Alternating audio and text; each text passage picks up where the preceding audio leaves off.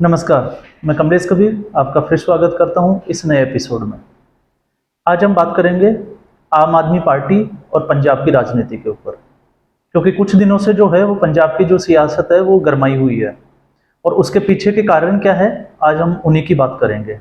लेकिन सबसे पहले हम बात करते हैं आम आदमी पार्टी की। तो आम आदमी पार्टी जो है, जब से दिल्ली अध्यादेश बिल जो है वो राज्यसभा से पास हुआ है, उसके बाद से ही जो है वो बौखलाई हुई है। और ऐसा इसलिए कह रहे हैं क्योंकि राज्यसभा में भी हमने देखा था कि राघव चड्ढा जो है उनको सस्पेंड कर दिया गया, उसके अलावा जो है संजय सिंह को सस्पेंड कर दिया गया। और वजह जो सामने आई वो आई लगातार जो है वो आम आदमी पार्टी जो है वो दिल्ली में एलजी से जो है उनकी टकराव की स्थिति बनी हुई थी। और यही सिचुएशन जो है वो पिछले कुछ दिनों से हम देख रहे हैं कि पंजाब में भी ऐसा ही होता हुआ दिखाई दे रहा है। और उसके पीछे की वजह जो है वो हो सकता है ये भी हो कि आम आदमी पार्टी जो है वो ये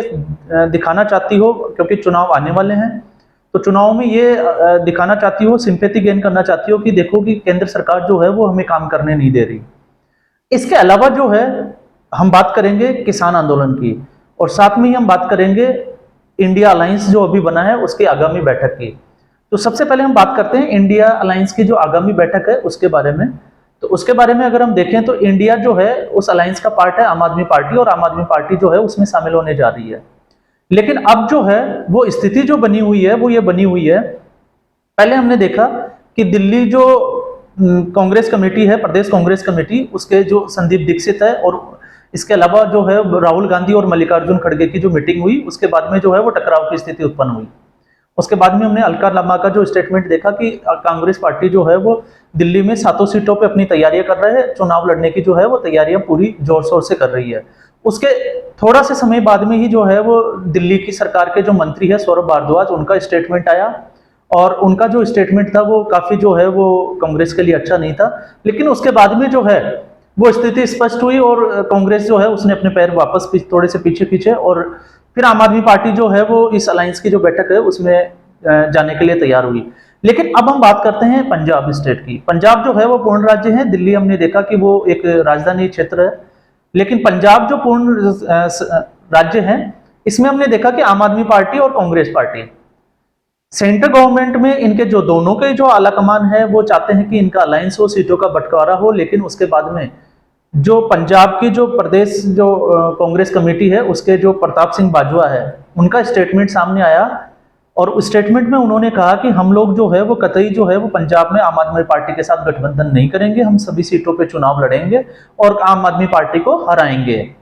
तो यहां से अब जो है वो स्थिति स्पष्ट हो रही है कि जो चीजें सामने निकल के आ रही थी कि अलायंस का क्या होगा, क्योंकि शरद पवार जो है वो ऑलरेडी अभी सामने आ रहा है कि वो अजीत पवार के साथ लगातार मीटिंग कर रहे हैं, और उनका जो है वो गठबंधन छोड़ के और एनडीए में शामिल होने की कवायद जो है वो अभी जोर शोर से चल रही है। अब यही स्थिति जो है वो कांग्रेस पार्टी और आम आदमी पार्टी के बीच बनी हुई है। तो आने वाले टाइम में जो मीटिंग होगी उसमें ये देखने को मिलेगा कि ये गठबंधन कितना जो है वो सक्सेसफुली ये दोनों पार्टियां आपस में शामिल होती है, या इनके ऊपर सहमति बनती है या नहीं बनती है। जबकि प्रताप सिंह बाजवा ने जो है वो आम आदमी पार्टी, या इसको हम कहते हैं कि भगवंत मान को जो है वो अडोल्फ हिटलर तक कह दिया। तो यहाँ से ये तानाशाही का एक रूप है, और ये चीजें जो है वो देखने को मिलेगी, और चुनाव में ये और भी ज्यादा जो है वो गर्मजोशी के साथ हमें देखने को मिल सकती है। दूसरा है किसान आंदोलन। पिछले कुछ दिनों से जो है वो बाढ़ की स्थिति उत्पन्न होने के बाद में जो है वो पंजाब की फसलें जो है वो खराब हो गई, और उनको लेके जो किसान है वो मुआवजे के लिए जो है वो धरने पे बैठ गए। तो एक बार किसान आंदोलन जो है वो भी जोर शोर से जो है जितनी भी जो किसान यूनियंस है वो जगह जगह पे जो है वो नाकेबंदी कर रही है, जाम लगा रही है, और साथ में जो है वो धरना प्रदर्शन कर रही है।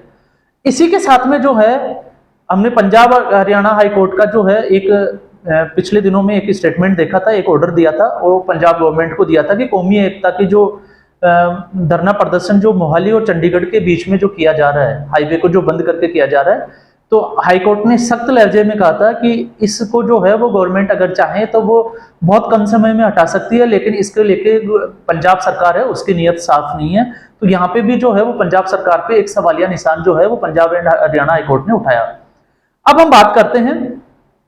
पिछले 2-3 दिन से जो है वो खबर आ रही है कि पंजाब में जो है वो हो सकता है राष्ट्रपति शासन भी लग जाए। हालांकि ये बहुत दूर की कौड़ी है, क्योंकि किसी भी स्टेट में जो है राष्ट्रपति शासन लगाना ये उतना आसान नहीं है जितना कि कहना, लेकिन फिर भी ये टकराव की स्थिति जो है वो पंजाब के गवर्नर BL पुरोहित और साथ में जो है पंजाब सरकार, इन दोनों के बीच में ये लगातार चलती आ रही है। और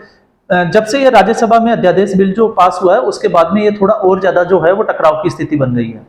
और ऐसा इसलिए हुआ क्योंकि इंडियन एक्सप्रेस को दिए हुए एक इंटरव्यू में BL पुरोहित ने कहा कि मैं लगातार जो है वो पंजाब सरकार को लॉ एंड ऑर्डर के मुद्दे पे, साथ ही जो है वो ड्रग्स के मामले में जो है वो मैं पंजाब सरकार को लगातार चिट्ठी लिख रहा हूं। और पंजाब इसमें साथ में उन्होंने ये भी कहा कि हर 5 में से जो है एक बंदा जो है वो ड्रग्स का शिकार हो रहा है पंजाब में। ये उनकी जो है कुछ बातें उस इंटरव्यू की है। और लगातार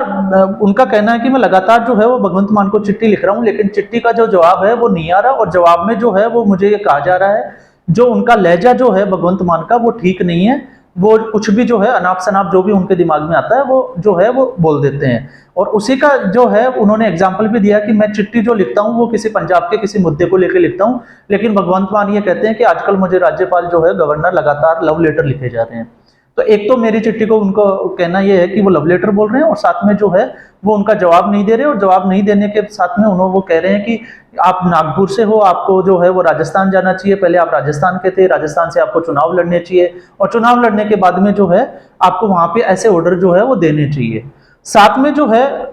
BL पुरोहित का ये भी कहना है कि भगवंत मान ये कह रहे हैं कि ये जो सारी चीजें हैं वो सेंट्रल गवर्नमेंट जो वो कर रही है, लेकिन ऐसा कुछ भी नहीं है। मैंने उनसे जवाब मांगा है लेकिन वो जवाब देने में जो है वो आनाकानी कर रहे हैं और लगातार मेरी चिट्ठियां जो है उसका जवाब नहीं दे रहे हैं। अब जो है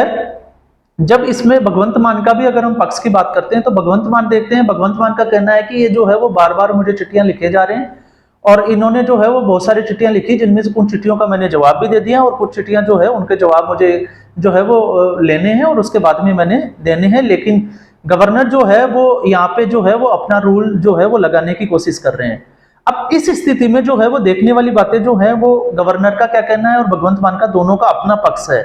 लेकिन गवर्नर ने यह भी कहा है कि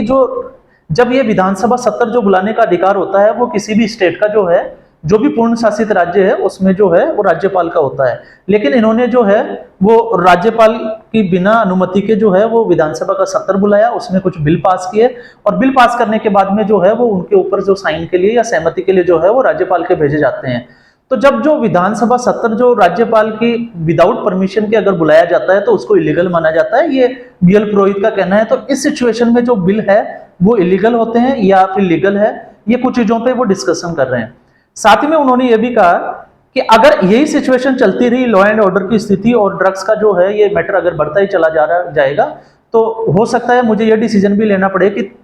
संविधान के अनुच्छेद 356 के तहत जो है वो पंजाब में राष्ट्रपति शासन की जो है वो सिफारिश में भेज सकता हूं, ये BL पुरोहित का कहना है। और साथ में जो है उन्होंने एक बहुत बड़ी बात और बोली है कि जो भगवंत मान है उनके खिलाफ IPC की जो 124 जो सेक्शन है उसके अगेंस्ट जो है वो या उसके तहत जो है वो क्रिमिनल केस भी जो है वो भगवंत मान के ऊपर चलाया जा सकता है।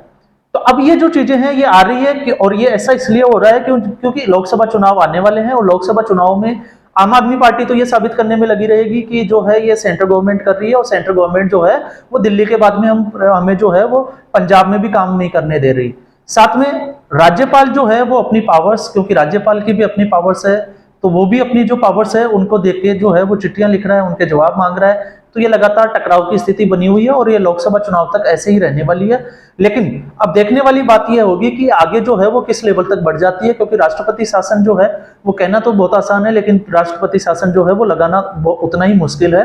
तो मुझे नहीं लगता कि यहाँ पे अभी राष्ट्रपति शासन लगने वाला है, लेकिन ये टकराव जो है ये बना रहेगा और ये तब तक बना रहेगा जब तक कि लोकसभा के चुनाव नहीं हो जाए। तो आज के एपिसोड में बस इतना ही। आप सभी को मेरी ओर से धन्यवाद।